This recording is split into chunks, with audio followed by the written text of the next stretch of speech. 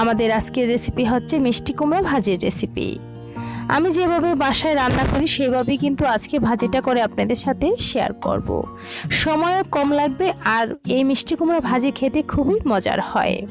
তাহলে চলুন দেখি কিভাবে মজা করে অল্প সময়ে এই ভাজি করা যায়, তার পুরো প্রস্তুত প্রণালীটা একবার দেখে আসি।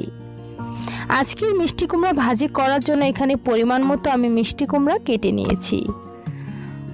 আমি মোটা মোটা করে মিষ্টি কুমড়া ভাজির জন্য কেটে নিয়েছি। অবশ্যই পিসগুলো আগে ধুয়ে নিতে হবে, তারপরে কুচি করে নিতে হবে। কুচি করার পর যদি ধুয়ে নেন তাহলে কিন্তু ভাজি থেকে পানি বের হবে, আর আগে ধুয়ে নিলে এক ফোঁটাও পানি বের হবে না। মিষ্টি কুমড়া ভাজিটা অনেকটাই ঝরঝরা হবে।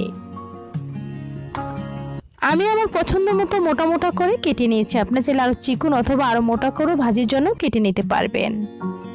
এখন ভাজি করার জন্য সরাসরি চুলায় চলে যাচ্ছি। চুলায় একটা প্যান